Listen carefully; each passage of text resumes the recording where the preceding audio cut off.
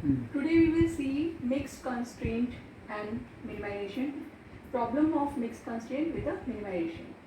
So here is the example. Minimize the function f is equal to 3x plus 4y subject to the constraint x plus y is greater than equal to 20, x plus 2y is greater than equal to 25, minus 5x plus y is less than equal to 4, and where x is positive and y is positive.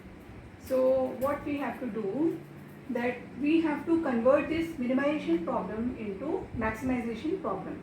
So what we will do, that we will multiply this objective function with the negative sign. Here it is minus f is equal to minus 3x and minus 4y.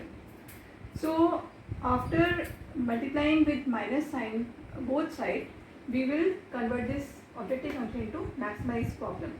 So once it converted into maximization problem, then we have to convert these inequalities into less than equal to sign. So again we are multiplying here with minus sign on both sides, like minus 6, it becomes minus x minus y is less than equal to minus 20, sign got changed, minus x minus 2y is less than equal to minus 25, and minus 5x plus y less than equal to 4, it remains the same because it is with less than equal to sign.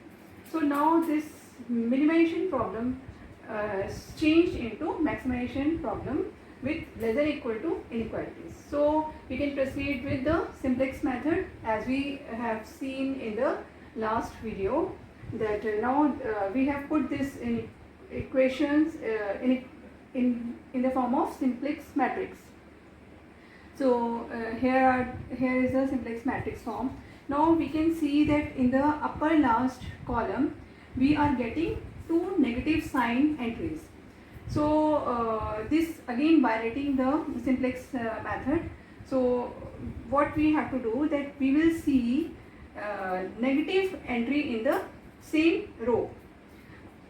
Here as it is, as we can see, there are two negative entries. So we have choice that any one of them we can choose. So if we take minus 20, so here again we can see that there are two negatives in the matrix, so in the same row, so we can choose any one of them. So here I am taking minus 1, so I am taking minus 1, so this becomes the pivot column. Here it is. Now for next we have to take the pivot entry.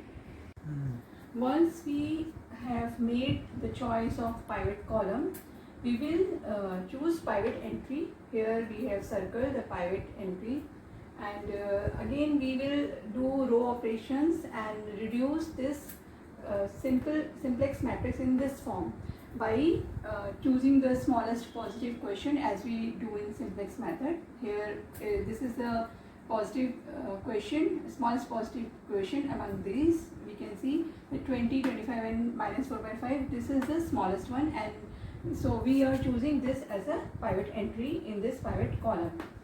Now again when we reach with this simplex matrix, then we can see here one negative is still there.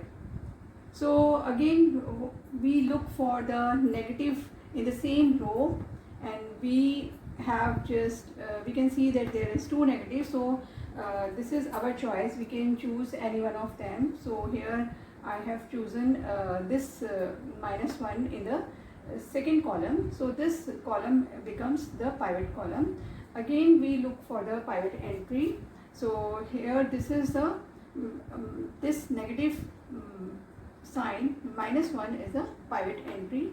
Again we can proceed the simplex method, and we will apply row operations and convert this into 1 and 0 0.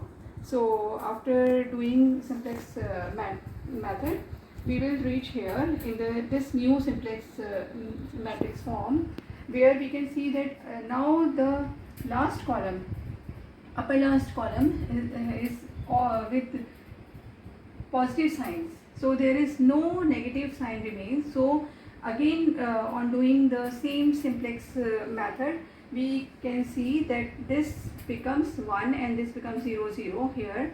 So finally we reach the solution that x is equal to 15, here it is, x is equal to 15, y is equal to 5, and minus 65 is minus f. So minimum value is 65. So here is the solution.